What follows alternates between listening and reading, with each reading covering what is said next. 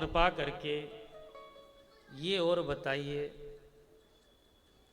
कि क्या भागवत जी की कथा से कोई पापी अपने पाप से भी मुक्त हो सकता है? और यदि हो सकता है तो किस किस तरह के पापी कौन कौन से पाप से मुक्त हो सकते हैं? तब श्री सनकादि महात्मा कहते, नारद जी, हम आपका ये प्रश्न ही समाप्त कर देते हैं। सनकादि कहते हैं कि ये मानवः पाप कृतस्तु सर्वदा सदा दुराचार रता विमार्गः क्रोधाग्निदग्धा कुटिलाश्च कामिनः सप्ताह यज्ञेन कलो पुनन्ति नः। ये मानवः, ऐसे मनुष्य जो आजीवन पाप कर्म में ही लगे रहे हो, जिसने भूल से भी कोई शुभ कर्म ना किया हो, सदा दुराचार रतः निमार्गः, जीवन भर दुराचारी रहे हो, क्रोधाग्नि दग्धः, जीवन भर क्रोधी बने रहे हो, कुटिल हो, कामी हो, वो भी जीवन में यदि एक बार ये सप्ताह कथा का श्रवण कर ले तो पुनन्ति ते, वो भी पावन बन जाएंगे। श्री सनकादि कहते हैं कि कायेन वाचा मनसापि पातकम नित्यं प्रकुर्वन्ति सठाहटेन च परस्वपुष्टा मलिना दुभार्गयाः सप्ताह यज्ञेन कलो पुनन्ति ते। जो दुष्ट आग्रह पूर्वक सर्वदा मन से या वाणी से पाप कर्म करते रहते हैं, दूसरों के धन का हरण कर लेते हैं, दुराचारी हैं, वो भी कलयुग में यदि भागवत जी की कथा श्रवण कर ले तो कलो पुनन्ति ते, पवित्र हो जाते हैं। नारद जी कहते हैं, महाराज हमको तो विश्वास नहीं है, क्या ऐसा कभी हुआ है? तब श्री सनकादि महात्मा कहते हैं कि हम आपको इतिहास की एक कथा सुनाते हैं। अर्थ ये कीर्तयिष्यामः इतिहासम पुरातनम। और इस कथा के श्रवण से भी पाप मुक्त हो जाते हैं। ये इस कथा का भी महत्व है जो हम तुमको सुना रहे हैं। सनकादि कहते हैं यस्य श्रवण मात्रेण है पाप हानि प्रजायते। जो हम तुमको कथा सुना रहे हैं अभी, इस कथा के सुनने भी पाप नष्ट हो जाते हैं। सनकादि कहते हैं कि तुंगभद्रा नदी के तट पर, जो दक्षिण भारत में कर्नाटक में है, तुंगभद्रा नदी के तट पर एक सदगृहस्थ ब्राह्मण आत्मदेव निवास करते थे। पंडित जी बड़े सीधे साधे, द्वितीय इव भास्कर है, यानी दूसरे सूर्य के समान तेजस्वी थे। स्रोत कर्म करने वाले, त्रिकाल संध्या करने वाले अग्निहोत्र ब्राह्मण थे। स्रोतस्मार्तेषु निष्णान्तो द्वितीय इव भास्कर है। पंडित जी सब तरह से बढ़िया, स्वभाव भी बढ़िया, लेकिन महाराज तत्प्रिया धुंधली स्मृता, उनकी एक धुंधली नामक पत्नी थी। धुंधला धुंधला कब दिखाई देता है? आप विचार करें, जब न तो प्रकाश हो न अंधेरा हो, है? कोई रस्सी भी पड़ी होगी तो हमें सर्प का भय होगा कि कहीं ये सर्प तो नहीं। तो ये कब होता है? जब न तो लाइट हो है? और न उजाला हो, जब धुंधला धुंधला संध्या के समय, तो उसका नाम ही धुंधली है, यानी हमेशा कंफ्यूजन में रहने वाले, ये होगा कि नहीं होगा। यहां लिखा है धुंधली का परिचय देते हुए, स्ववाक्य स्थापिका नित्यम, यानी जो मैंने कह दिया वही पक्का है। स्ववाक्य स्थापितम, आपने देखा होगा कई लोग ऐसे होते हैं कि जो मैंने कह दिया वही पक्का, दूसरे की तो सुनते ही नहीं। तो ये भी वैसी ही थी, जो मैंने कह दिया वही पक्का। सुंदरी, दिखने में सुंदरी भी थी, सुकुलोद्भवा, अच्छे कुल की थी, लेकिन लोकवार्तारता क्रूरा। लोकवार्ता कहते हैं जो बहुत थारी मारी करती हो। जब तक महाराज 2-4 घरों में लाठी डंडा नहीं चला लेते, तब तक तो इसका भोजन ही हजम नहीं होता। क्रूरा, झगड़ालू भी थी। प्रायसो बहु जल्पिका, बहुत खाने वाली थी। सूराच ग्रह कृत्येषु, सूरा कहते हैं साहसी, मतलब ऐसा नहीं कि शरीर कमजोर हो, लड़ाई झगड़े में सबसे आगे, लाठी डंडा चलाने में। ग्रह कृत्येषु कर्पणः, घर के काम काज करने में कंजूस थी। कंजूस समझते हो? हाँ, घर के काम नहीं होते बस। कलह प्रिया, इतनी विशेषताएं, लेकिन पंडित जी इतने सीधे सरल कि ऐसी झगड़ालू पत्नी से भी अपना निर्वाह कर रहे थे। आप सोचो, फिर भी गृहस्थी सुख शांति से चल रही थी। पंडित जी को कोई कमी नहीं। कमी थी तो केवल एक, कि घर में कोई संतान नहीं है। आपको समझ में तो आ रही ना कथा? तो ऐसे ऐसे किया करो। हाँ, जैसे माटी के मटोगरा बन के मत बैठो। हाँ, पंडित जी की एक ही कमी थी, मन में ग्लानि थी कि घर में कोई संतान नहीं। एक दिन पंडित जी को इतना पश्चाताप हुआ कि गृहम त्यक्ता वनम गतः, घर छोड़कर जंगल में चले गए आत्महत्या करने के लिए, कि ऐसे जीने से क्या जीना, ऐसे जीने से तो मर जाना बेहतर है। अब देखो, आत्महत्या करने के लिए भी हिम्मत चाहिए, गाड़ी साथी होनी चाहिए। चल तो गए, पर जंगल में जाकर एक वृक्ष के नीचे बैठकर रोने लगे। एक महात्मा ने पंडित जी को रोते देखा। महात्मा होते ही दयालु हैं, संत हृदय नवनीत समाना, मक्खन की तरह। महात्मा जी ने विचार किया कि ये कोई है तो ब्राह्मण, जंगल में अकेला बैठा है, जरूर भगवान को प्राप्त करने के लिए आया है, तो चलकर इसकी सहायता करनी चाहिए, उसको रास्ता दिखाना चाहिए। तो महात्मा जी आए पंडित जी के पास, बोले, हे पंडित जी महाराज, कथम रोदिसी विप्रत्वम काते चिंता बलीयसी। कथम रोदिसी, क्यों रो रहे हो? काते चिंता, किस बात की चिंता है? और चिंता भी बलीयसी, इतनी प्रबल है कि तुम घर छोड़ के सुनसान जंगल में आकर बैठे हो। वदत त्वम सत सत्वरम मय्य है, तुम मुझे बता सकते हो स्वस्य दुखस्य कारणम, अपने दुख का पूरा कारण बताओ। अब देखो, कोई रो रहा हो, आप उसको थोड़ा सा पुचकार लो, वो और ज्यादा रोने लग जाएगा, होता है ना?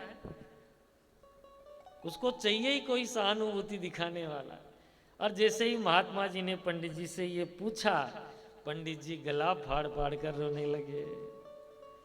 पंडित जी कहते हैं, किम ब्रवीमि से दुखम, किम ब्रवीमि, हे महात्मन में क्या बताऊं अपने दुख का। किम ब्रवीमि से दुखम पूर्व पापे न संचितम, मुझे तो लगता है कि मेरे कोई पूर्व जन्म का पाप उदय हो गया है। अरे जब मैं अपने पूर्वजों को जल दान करता हूं, तर्पण करता हूं, तो इतने आंसू निकलते हैं कि मेरे हाथ का जल गर्म हो जाता है। मैं तो जलदान कर रहा हूं, तर्पण कर रहा हूं, लेकिन मेरे पीछे मेरे पूर्वजों का कौन तर्पण करेगा। मदीयः पूर्वस्जातोयम कवोष्ण मुपभुंजते। इसलिए हे महात्मन, मैं यहां आत्महत्या करने के लिए आया। महात्मा समझ गए कि ये तो बेटा बेटा करता करता आया है। मैं समझ रहा था ये भगवान को प्राप्त करने के लिए आया है। कोई बात नहीं, इसको गाइडेंस तो देना चाहिए, कुछ ना कुछ तो भगवान की तरफ मोड़ना चाहिए। तो महात्मन पंडित जी को समझाने लगे, अरे पंडित जी, क्या बेटा बेटी के चक्कर में पड़े हो, ये सब थोती बातें हैं। अरे बेटा बेटी हो जाएगा, उसके बाद तुम सुखी हो जाओगे, इसकी क्या गारंटी है। कुत्ते सुअर बिल्ली के कितने हजारों बच्चे होते हैं, फिर भी क्या वो सुखी होते हैं। महात्मा बोले कि राजा अंग का नाम सुना है। बोले हाँ महाराज सुना है। एक बेटा हुआ महादुष्ट, इतना दुष्ट हुआ वो अंग के बेटा बेन, है ना, राजा अंग के एक दुष्ट बेटा हुआ बेन। इतना दुष्ट हुआ कि महाराज राजा को ही घर छोड़ के एक गुफा में शरण लेनी पड़ी। महात्मा कहते हैं पंडित जी, राजा सगर के 60,000 बेटा थे, पीढ़ियां लग गई तारने में। वो तो कोई चौथी पांचवी पीढ़ी में भगीरथ हो गया जो तार दिया। तो बेटा हो जाएगा, उसके बाद ही तुम सुखी हो जाओगे, इसकी कोई गारंटी नहीं है। कई कलयुगी बेटा ऐसे भी होते हैं कि निकाल दो आपको बाहर, या नौकरी लग गई बाहर गुजरात में। एक बेटा गुजरात में नौकरी कर रहा है, बाप रिटायरमेंट होने के बाद भी खुद ही रोटियां बना बना के खा रहा है, वो बैंक में मैनेजर हुआ बैठा है। तो बेटा बेटी हो जाएगा, उसके बाद तुम सुखी हो जाओगे, इसकी कोई गारंटी नहीं है। महात्मा कहते हैं मुंचा ज्ञानम प्रजारूपम बलिष्ठा कर्मणो गति। हे ब्राह्मण देवता, ये पुत्र प्राप्ति का मोह त्याग दो, कर्मों की गति प्रबल है, विवेक का आश्रय लो, संसार की वासना छोड़ दो। विवेकम तू समासाध्य त्यज संसार वासना।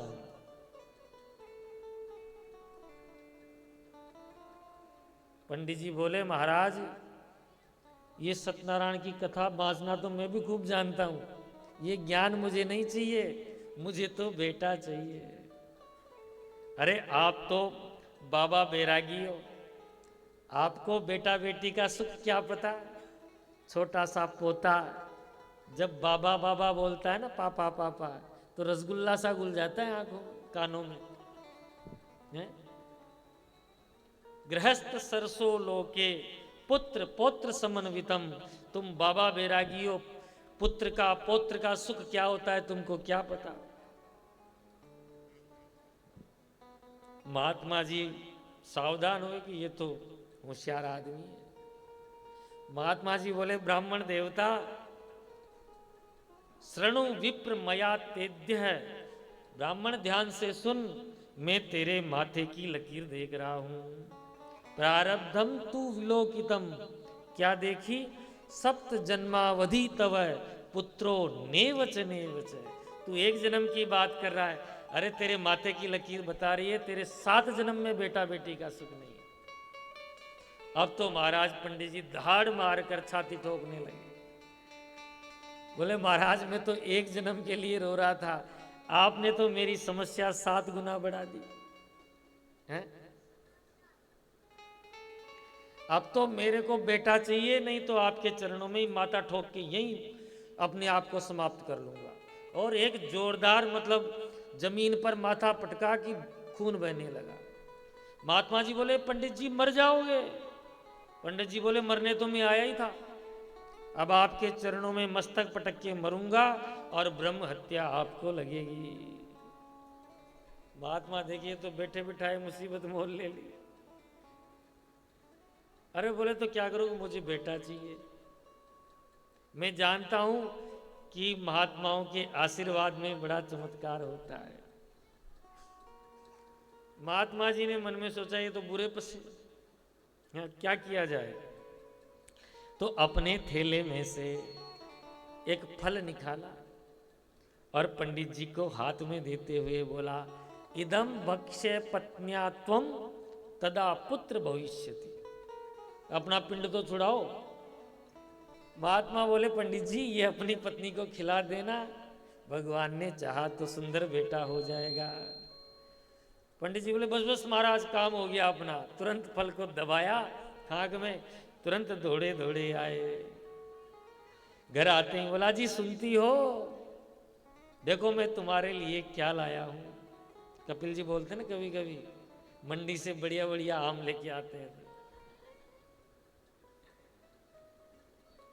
धुंधली ने विचार किया कि आज तो लगता है कि कोई कथा बाजने गए हैं, कोई 9 लका हार लाए होंगे, तभी इतनी, आज के पहले तो नहीं बोले। दौड़ी दौड़ी धुंधली बाहर आई। बोले क्या लाए हो।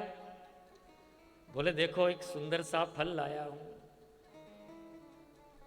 धुंधली बोली हो गया सत्यानाश, मैं तो सोच रही थी आज बढ़िया दक्षिणा मिली है। अरे कोई फल मैंने खाया नहीं क्या आज से पहले कभी। पंडित जी बोले देवी जी ये कोई साधारण फल नहीं है, ये महात्मा का कृपा प्रसादी फल है। ये खा लोगी तो भगवान की कृपा से 9 महीने में अपने घर में बेटा हो जाएगा। धुंधली ने फल हाथ में तो ले लिया। बोले ठीक है महाराज, अभी नहा धो के पूजा पाठ करके खा लूंगी। बहाना बना दिया क्योंकि नाम धुंधली है ना, करूं कि नहीं करूं, ये सर्प है कि रस्सी है, हैं? धुंधला धुंधला जब दिखाई दे पता नहीं है या नहीं है। अब पंडित जी तो पड़ोस में गप्पे मारने चले, देखना अब हमारे भी 9 महीने बाद बेटा आ जाएगा। उधर धुंधली फल को हाथ में लेके सोचने लगी, पता नहीं कौन से महात्मा ने जादू टोना तंत्र मंत्र चेटक फेटक करके दे दिया, कहीं मुझे बस में करने के लिए तो नहीं दे दिया। सोच में पड़ गए। एक मन कहता है फल खा लूं, दूसरा मन कहता है नहीं खाऊं। दूसरा मन क्या बोला, फल भक्षेण गर्भस्यात् गर्भेणो गर्भवृद्धिता। यदि ये मैंने फल खा लिया तो मेरा पेट बढ़ जाएगा, उदर वृद्धिता। मैं जो भोजन खाऊंगी तो उस भोजन में से आधा तो ये बच्चा ही खा जाएगा। तो स्वल्प भक्षम ततो असक्ति, कम भोजन के कारण मैं कमजोर हो जाऊंगी। गृह कार्यम कथम भवेत, फिर घर का काम कैसे कर पाऊंगी। फिर दूसरी बुद्धि बोली, अरे कोई नौकर चाकर रख लेना। तो हाँ ये विचार ठीक, घर का काम नौकर भी कर लेगा। फिर दूसरा मन क्या बोला कि यदि गांव में आग लग गई तो गर्भिणी स्त्री ज्यादा तेज दौड़ नहीं सकती, सब तो भाग कर अपनी जान बचा लेंगे। तो देवात घाटी व्रजेत ग्रामे पलायेत गर्भिणी कथम, मेरा तो मरना हो जाएगा। फिर दूसरी बुद्धि बोली, मैंने सुना है सुखदेव जी अपनी मां के गर्भ में 12 वर्ष रहे, भगवान ना करे ये मेरे पेट में 4-5 साल भी रह गया तो सुखवन निवसेत गर्भस कुक्षे कथम उत्सृजेत, मेरा तो मरना ही हो जाएगा। धुंधली कहती है कि मेरी दृष्टि में 2 ही स्त्रियां सुखी है। आप विचार करें धुंधली बुद्धि का। बंध्या वा विधवा नारी सुखिनी चेति में मति। या तो बंध्या स्त्री या विधवा स्त्री, मेरी दृष्टि में तो ये दो ही सुखी हैं। इतने कुतर्क दिए धुंधली ने कि एवं कुतर्क योगे न तत्फलम नेव भक्षति, नहीं खाया। उतनी देर में उसकी बहन आ गई। बोली, बहन कैसे, क्या विचार कर रही है? धुंधली ने सारी कथा सुनाई। अब उसकी बहन चाहती यही थी कि इसके कोई बेटा बेटी ना हो। तो मेरे इतने 12-15 बच्चे हैं, एक कोई इसको दे दूंगी तो इसकी संपत्ति भी मेरी हो जाएगी। धुंधली की बहन कहती है, बहन फल खाने से भी कोई बच्चा बच्ची होता है क्या? देख, इस समय मैं गर्भिणी हूं, जो गर्भ होगा वो तेरा, पक्की गारंटी। और तेरे घर में गैया बंधी हुई है, तो ऐसा कर, ये फल अपनी गैया को खिला दे। इस फल का परीक्षण भी हो जाएगा और मेरे द्वारा तुझे पुत्र भी मिल जाएगा, तुझे कोई कष्ट भी नहीं उठाना पड़ेगा। बेटा का बेटा मिल जाएगा और कोई तकलीफ भी नहीं होगी। धुंधली बोली, भाई बहन हो तो तेरी जैसी, 1 मिनट में सारी समस्या सॉर्ट आउट कर दी है? सारी योजना बन गई। अब वो जो धुंधली थी, पेट पर कुछ तकिया कपड़ा बांधकर पति को कहती रही, महाराज मुझे बहुत फायदा हो रहा है। एक रात्रि को धुंधली की बहन के पुत्र हुआ, चुपचाप आकर धुंधली को दे दिया। सुबह धुंधली ने अपने पति को दिखा दिया, महाराज बेटा हुआ है। ओहो, पंडित जी तो प्रसन्न हो गए। सारे गांव में मिठाइयां बंटने लगी। ठीक 3 महीने बाद त्रिमासे निर्गते चाथ है, क्या हुआ? साधेनु सुसुवेर भकम, जिस गाय को वो फल खिलाया था उसने भी पुत्र को जन्म दिया। और कैसा पुत्र? सर्वांग सुंदरम दिव्यम निर्मल कनक प्रभम, स्वर्ण के समान जिसकी कांति। महाराज, गांव वाले कहते हैं, महाराज भगवान जब देता है छप्पर फाड़ के देता है। कहाँ तो एक बेटा नहीं था और आज गैया ने भी पुत्र को जन्म दिया है। पंडित जी, आपका तो भाग्योदय हो गया। भाग्योदयो धुनो जात है, आत्मदेवस्य पश्चित है। आज आत्मदेव का भाग्योदय देखो महाराज। धेन्वा बाल प्रसूतस्तु देवरूपीति कौतुकम, ये देवताओं का कौतुक नहीं है तो क्या है महाराज? धीरे धीरे महाराज दोनों बालक बड़े हुए। नामकरण संस्कार का दिन आया तो गाय के पुत्र के कान गाय जैसे थे, तो उसका नाम रखा गौकर्ण।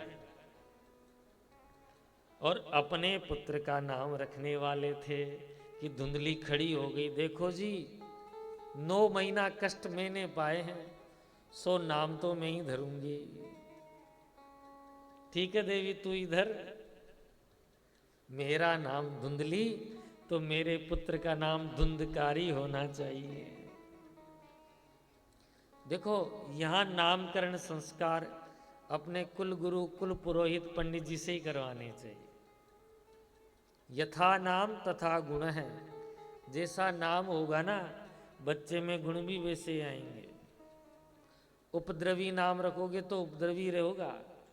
और आजकल नया चलन चला है, आधा माँ का नाम आधा बाप का नाम, तो उसको त्रिशंकु बना दिया, न इधर का न उधर का। और अटपटे नाम आरव पोस्टव पता नहीं क्या क्या, किट्टू मिट्टू सिट्टू चिंटू है। पप्पू नाम धरोगे तो पप्पू ही बनेगा। हाँ, अपने यहां कोई नाम की कमी थोड़ी ना है।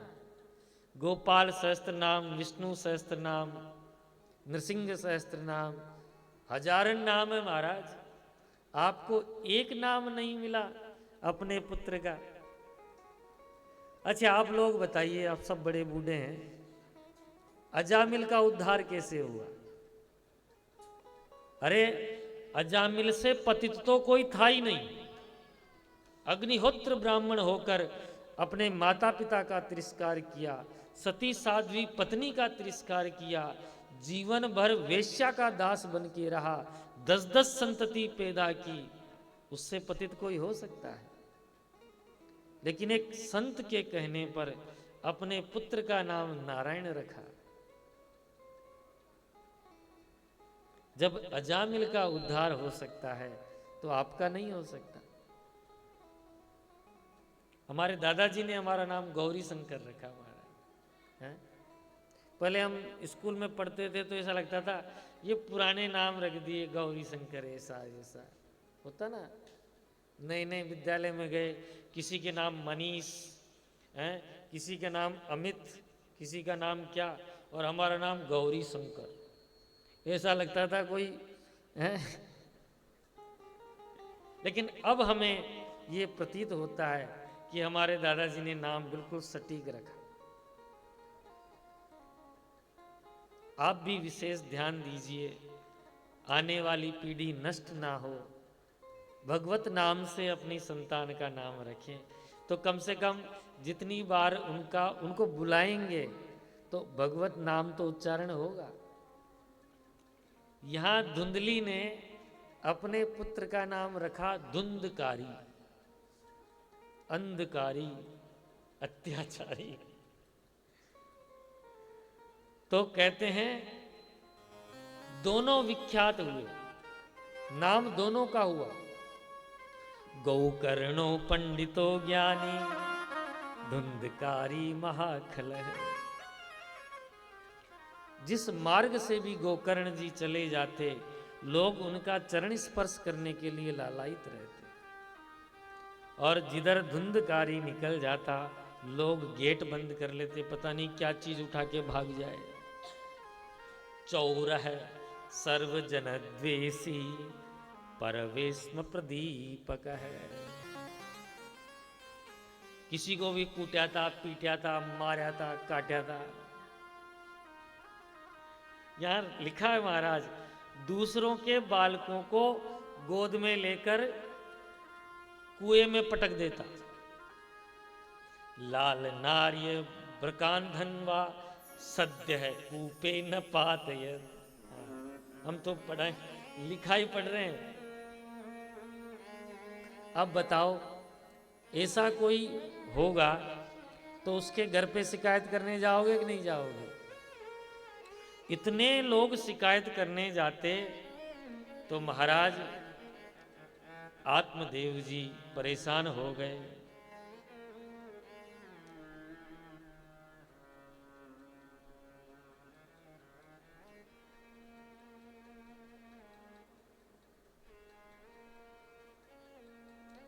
इतने परेशान हो गए कि जीते जी ही मरने का सोचने लगे। देखो यहां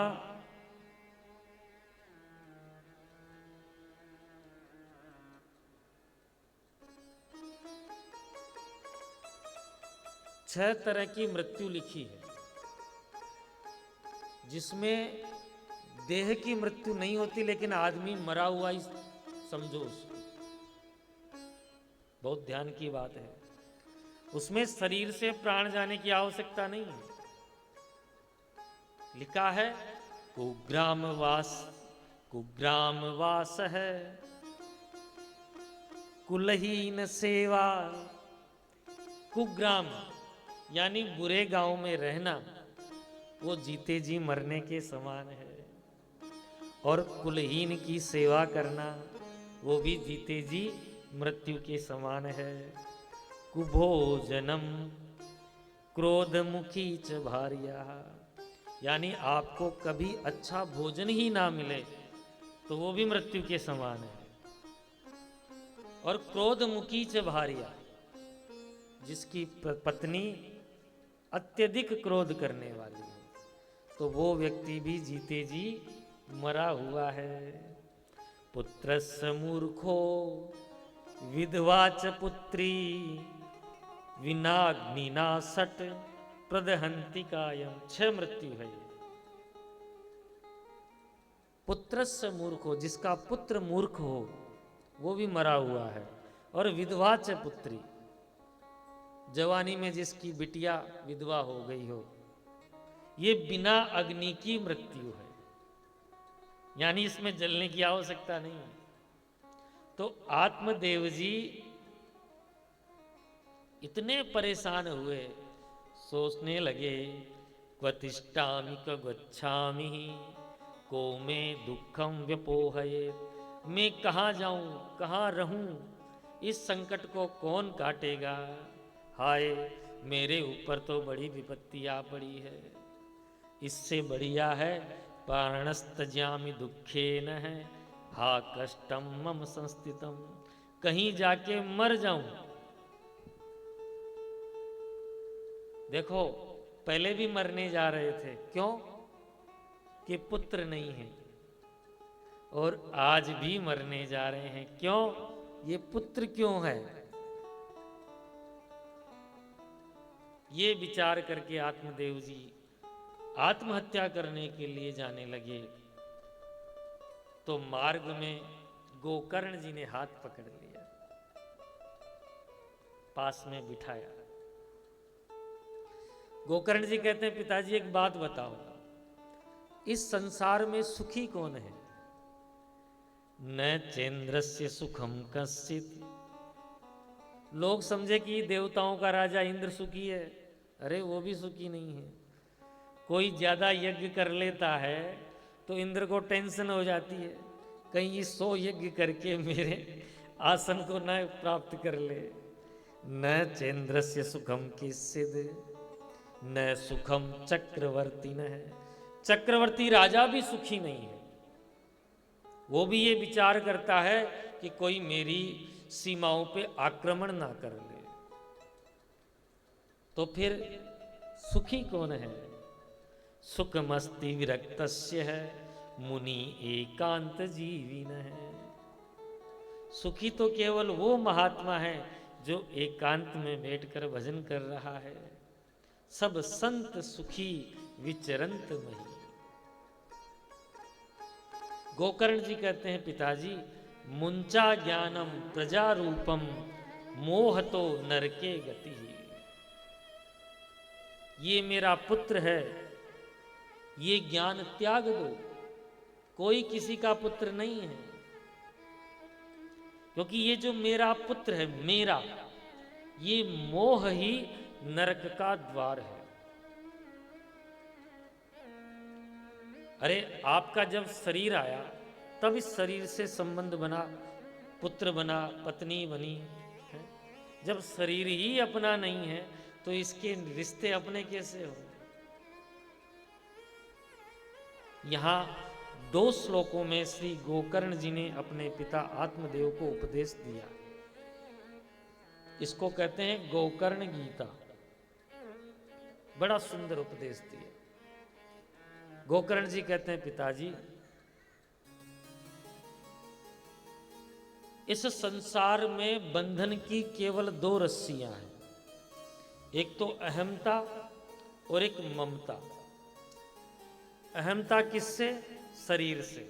ये मैं हूं, मैंने ये किया, मैंने वो किया, मैंने ये किया। ये व्यक्ति जीवन भर मैं ही करता रहता है। और जब शरीर में मैं देखता है तो फिर शरीर से संबंधों में ममता बन जाती है। अच्छा, एक बात बताओ, सब विचार करो। कोई चीज आप बाजार में खरीदने गए, चीनी मिट्टी के कप लेने गए, कप लेके दुकानदार को पेमेंट करके डब्बा लिया, अखबार में लपेटा, जैसे ही सीढ़ी नीचे उतरे धड़ाम से कप फूट गए। कितना दुख होगा। अरे अभी अभी तो लिया है, एक बार भी चाय नहीं पी। बोलो होगा कि नहीं होगा? सबको होगा, होगा ना। और यदि दुकानदार कप दिखा रहा है, अभी पेमेंट नहीं किया और उसके हाथ से टूट गए तो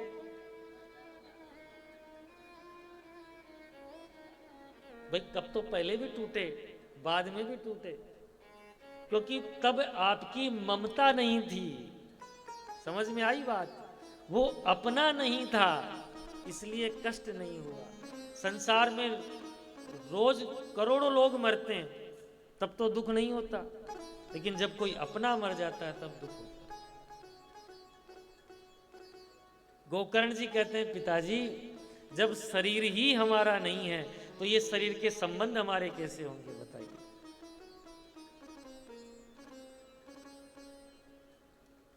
ये संसार पंचायती धर्मशाला है। कभी धर्मशाला में रुके हो? हम जाते हैं 5 दिन के लिए, रुके, पंचायती धर्मशाला, पंचों की धर्मशाला गए, प्रेम से 5 दिन रहे और जब टाइम हुआ तब खाली करके आ गए। अब आप कहोगे नहीं साहब हम तो यहीं स्थायी रहेंगे, नहीं जाने वाले, तो पंच चौकीदार को बुलाएगा, गार्ड को धक्के मार के बाहर निकाल देगा। तो ये संसार भी पंचायती धर्मशाला है। क्षिति जल पावक गगन समीरा, पंच रचित यह है ना। ये हमारा शरीर पंचायती धर्मशाला है। आप आए हो, प्रेम से निवास करो, समय हो गया तो खाली कर जाओ। और कोई बोले नहीं साहब हम तो नहीं जाएंगे, तो काले कोट वाले यम के दूत आएंगे और मार डंडे निकालेंगे।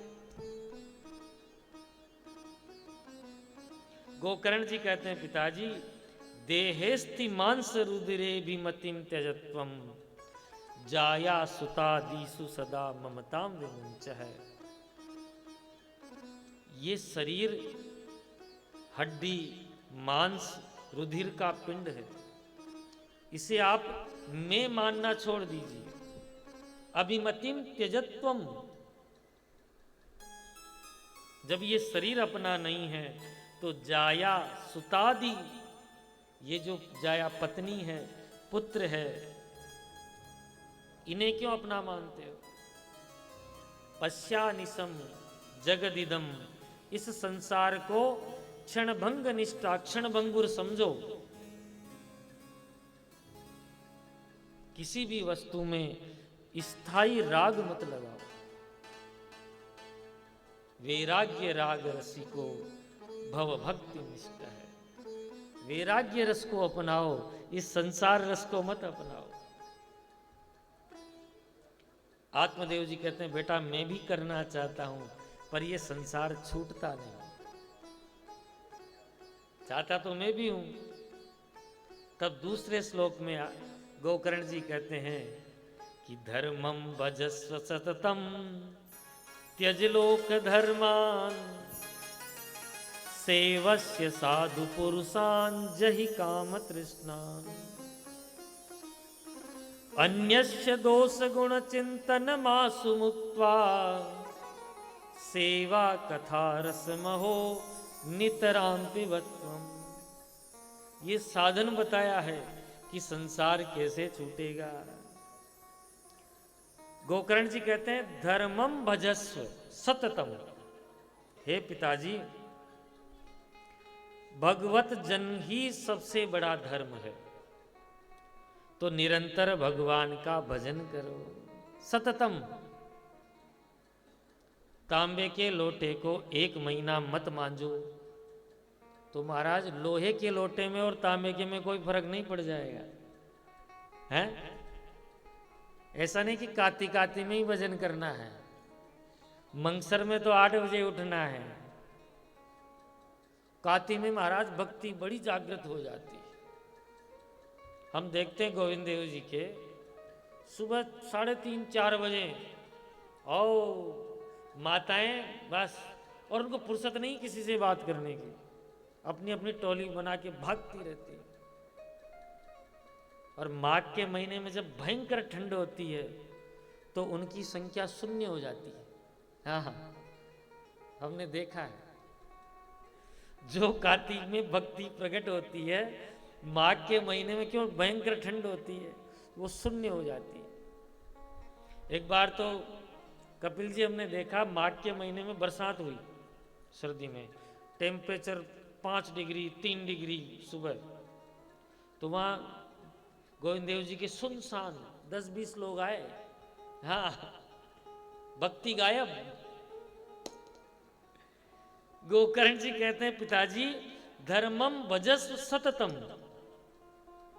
रेगुलरिटी रखो, बीच में गैप आया तो खत्म, क्योंकि फिर संसार आ जाएगा। खाली जगह में महाराज कब्जा जल्दी हो जाता है। हाँ, तो धर्मम भजस्व सततम त्यज लोक धर्मान, लोक धर्म को छोड़कर भगवत धर्म को धारण करो। सेवस्य साधु पुरुषान, साधु पुरुषों की सेवा करो। जही काम तृष्णान, काम और तृष्णा को छोड़ो। लेकिन इसके साथ में अन्यस्य दोष गुण चिंतन मासु मुक्त्वा, दूसरे के गुण भी मत देखो और दोष भी मत देखो। चलो दोष मत देखो, ये बात तो समझ में आती है, पर दूसरे के गुण देखोगे तो क्या होगा? बोले जब दूसरों के गुण देखोगे तो उससे प्रीति हो जाएगी, अटैचमेंट हो जाएगा, और ये अटैचमेंट ही तो दूर करना है। किसी से भी इतनी भी अटैचमेंट मत करो कि उसको छोड़ ही ना पाओ। अरे जब गुण देखो तो भगवत स्मरण करो कि भगवान का दिया इतना अच्छा गुण है। कोई बढ़िया गायक मिल जाए तो भगवान को थैंक यू बोलो, थैंक यू वेरी मच कि इसको इतना अच्छा गला दिया। कोई बढ़िया कलाकार मिल जाए तो भगवान की कृपा मानो। गुण भी मानो तो भगवान का ही गुण मानो। अन्यस्य दोष गुण चिंतन मासु मुक्त्वा। और हे पिताजी, सेवा कथा रस महो। यहां देखो कथा बाद में आई है, पहले सेवा आई है। सेवा कथा, कोई व्यक्ति खूब कथा ही कथा सुने तो उसमें अभिमान आ जाएगा, अरे मैं तो इतनी कथाएं सुनता हूं। सेवक में कभी अभिमान नहीं आता। सेवक में कभी अभिमान आ ही नहीं सकता। जो दास बन के रहेगा, कहते ना राम जी के दास कभी न हो उदास। एक तो होता है नौकर, एक होता है दास। नौकर तो तनख्वाह प्राप्त करता है, दास कुछ नहीं लेता, जो मालिक की मर्जी वो दे दे। तो मालिक को भी दास का ध्यान ज्यादा रखना पड़ता है, कहीं ये भूखा तो नहीं, क्योंकि ये मांगेगा नहीं। अरे इसके कपड़ों की जरूरत तो नहीं है, यानी दास बन जाओ। तो लिखा है सेवा कथा रसम हो नितराम पिबत्वम, निरंतर भगवान की कथाओं के रस का ही पान करे। इस प्रकार एवं सुतोक्ति वसतोपि गृहम विहाय, आत्मदेव ने अपने पुत्र की बातों से प्रभावित होकर घर छोड़ा। या तो वनम, वन की यात्रा की। स्थिरमति गत 60 वर्षम, 60 वर्ष तक भागवत जी का आश्रय लिया। और महाराज श्री कृष्ण मापनीयतम दशमस्य पाठात, और अंत में भगवान के लोक की प्राप्ति हुई। बोले भागवत भगवान की जय। आत्मदेव जी तो वन में चले गए। अब धुंधकारी ने अपनी मैया को पकड़ लिया। बोले माता जी बताओ, पिताजी ने धन कहाँ कहाँ छुपा रखा है, जल्दी दो नहीं तो पीटूंगा। धुंधली बोली बेटा तूने छोड़ा ही कहाँ है, घर के बर्तन तक तो बेच आया। धुंधकारी बोला जल्दी बताओ नहीं तो पीटूंगा, जलती लकड़ी से पीटूंगा। धुंधली समझ गई यदि इसको धन नहीं मिला तो ये अपने को मारेगा। सोई मध्य रात्रि को गई और कूपे पातः कृतो रात्रो, आधी रात को गई और अंधे कुएं में गिर के अपने आप को समाप्त कर लिया। तेन सा निधनम गतः। पिताजी जंगल में चले गए, माताजी अंधे कुएं में गिर गई, अब गोकर्ण जी को लगा अपना नंबर आएगा। सोई कहते हैं भैया मैं तो तीर्थ यात्रा करने जा रहा हूं। सोई गोकर्ण जी तीर्थ यात्रा करने निकल गए। अब घर में कौन बचा? अकेला धुंधकारी। सोई महाराज बाजार से 5 वेश्याओं को पकड़ कर ले आया। अब चोरी डकैती करता और उन वेश्याओं की पूर्ति करता। चोरियम करोत यशो नित्यम मतो राजा ग्रहिष्यति। एक दिन जब बहुत सारा धन इकट्ठा हो गया, उन वेश्याओं ने सोचा कि अब तो धन पर्याप्त हो गया और ये किसी का सगा है नहीं। सोई एक काम करो, इसको यहीं मारो और धन लेके 9 2 11 हो जाओ।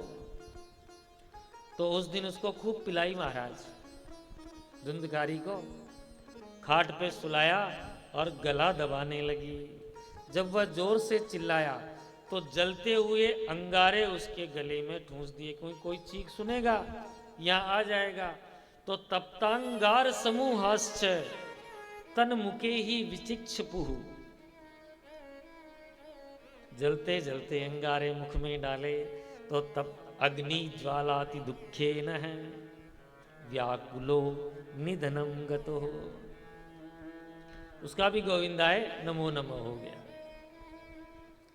अब मध्य रात्रि को ये सब किया, कहाँ ले जाकर उसका अंतिम संस्कार करती? तो वहीं गड्ढा खोदकर भूमि में घर में ही दबा दिया। श्री सूत जी के सोनकादि ऋषि कहते हैं नारद जी महाराज, स्त्रीणाम नेव विश्वास है। उन स्त्रियों पे कभी विश्वास नहीं करना चाहिए जो धन की लोभी होती है।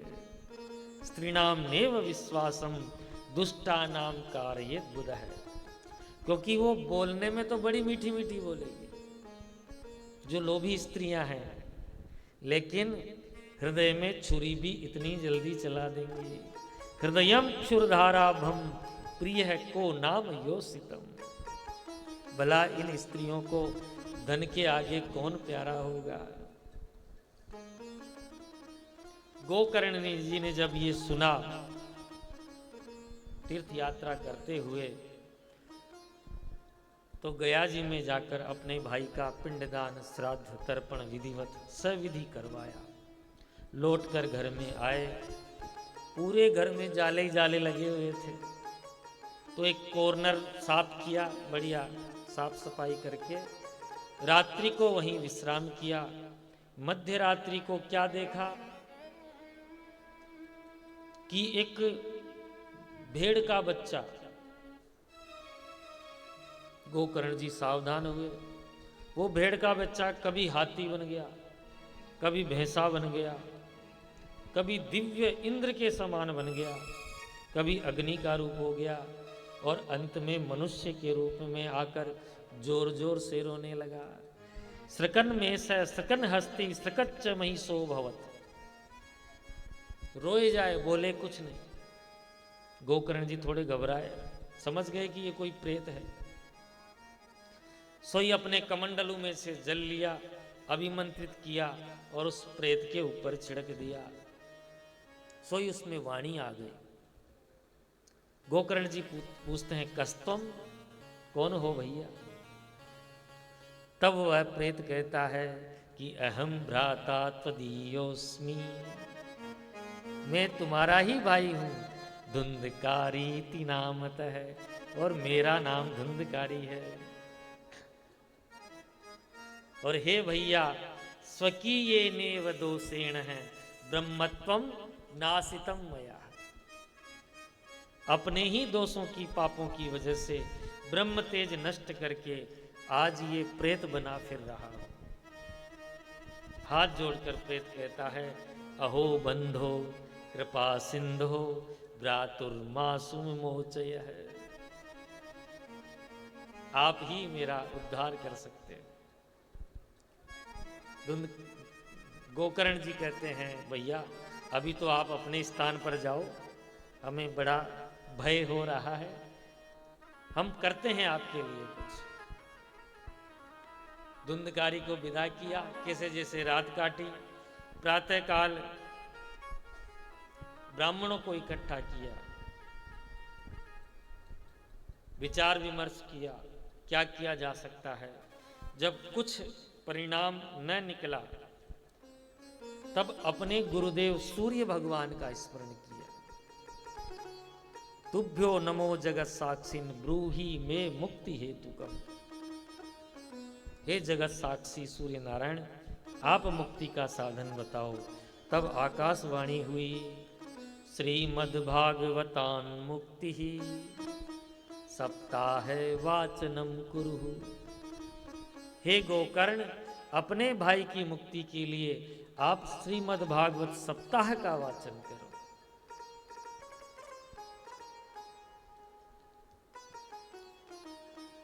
सूर्य भगवान के आदेश पर आषाढ़ शुक्ला नवमी, अपने इस दिन क्या आता है, बड़ल्या नवमी। हाँ,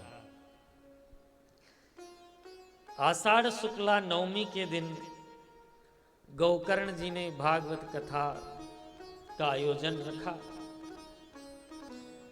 विशाल पंडाल लगाया महाराज, हजारों श्रोता है। अब ये जो प्रेत होते हैं ना कपिल जी, ये वायु रूप में होते हैं। किसी के शरीर में प्रेत आते तो उबास से पहले आते हैं, हम देखते ही हैं, वायु रूप में होते हैं।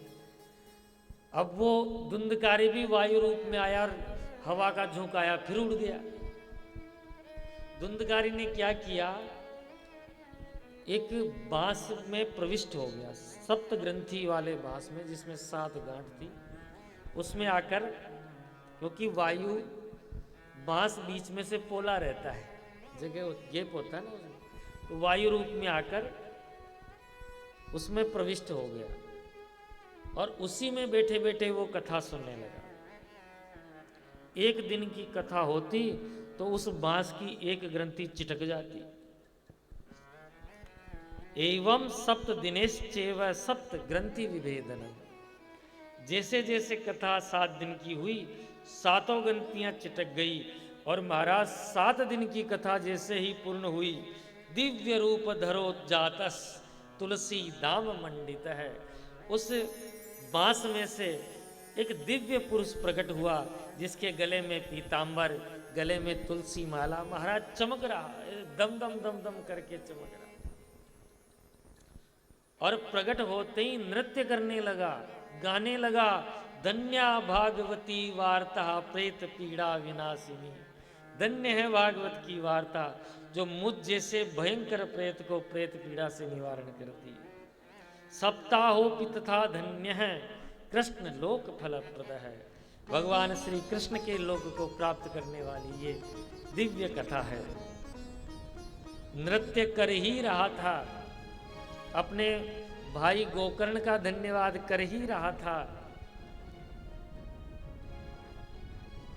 उसी समय भगवत पार्षद विमान लेकर उस प्रेत को लेने आ गए महाराज। प्रेत को जैसे ही बिठाया, गोकर्ण जी ने कहा रुको रुको रुको,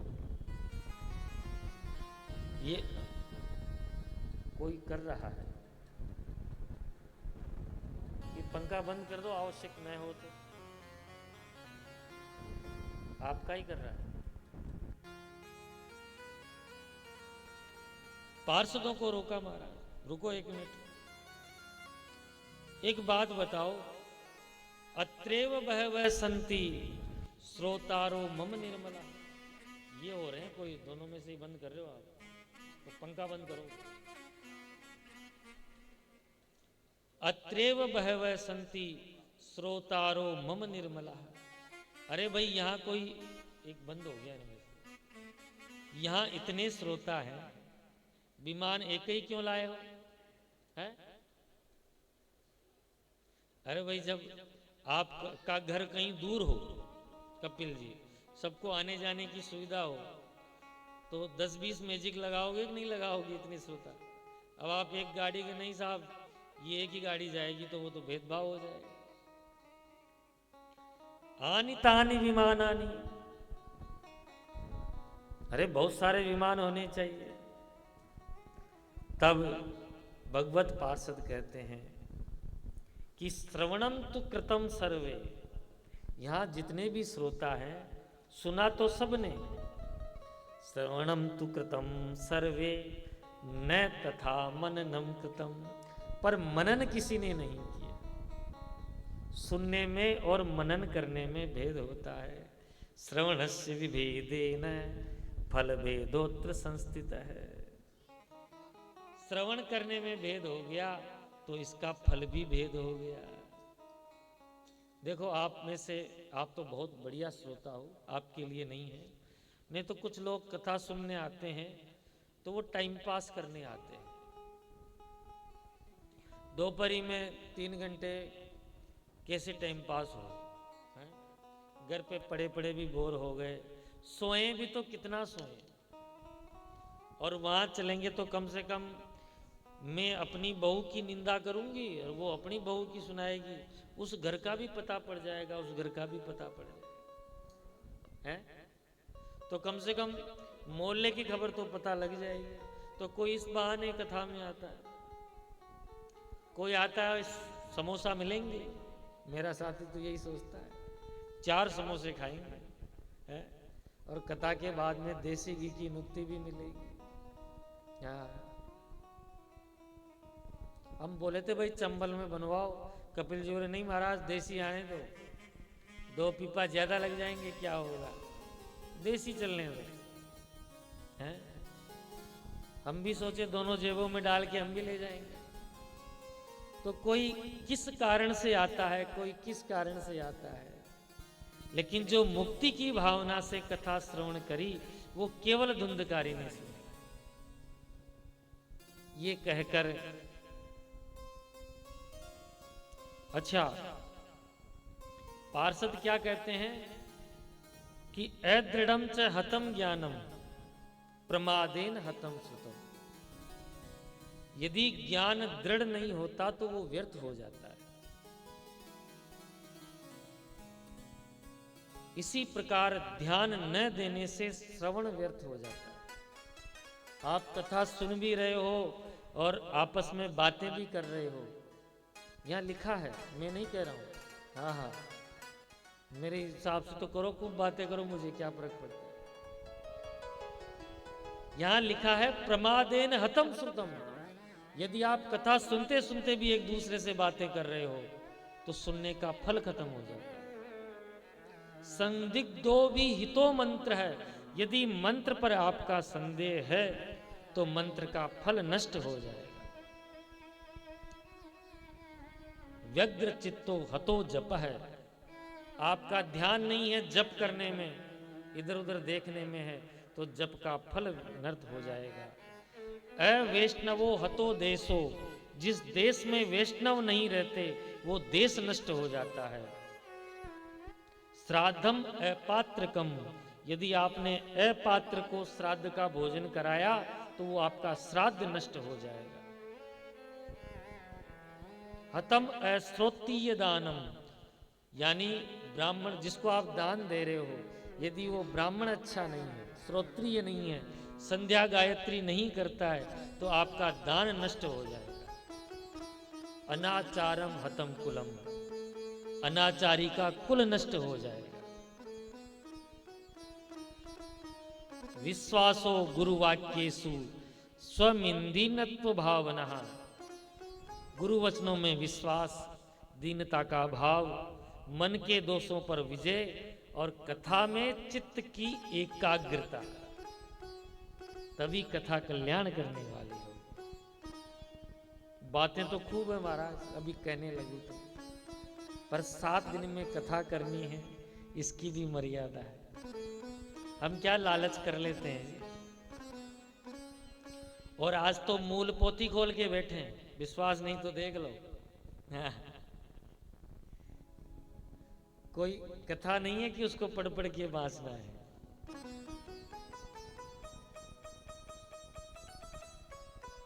गोकर्ण जी ने पार्षदों को प्रणाम किया। पार्षद धुंधकारी को लेकर चले गए, लेकिन जो श्रोता थे महाराज सब निराश हो गए। अब आप इतने लोग बैठे हो और कोई आए पंचमेवा का पैकेट खाली एक को देकर चला जाए तो और क्या सोचेंगे कि हम क्या श्रोता नहीं है। गोकर्ण जी बोले चिंता मत करो, दोबारा कथा का आयोजन करेंगे। तो आषाढ़ के महीने का अगला महीना कौन सा आता है? श्रावण। श्रावण के महीने में फिर कथा का आयोजन किया।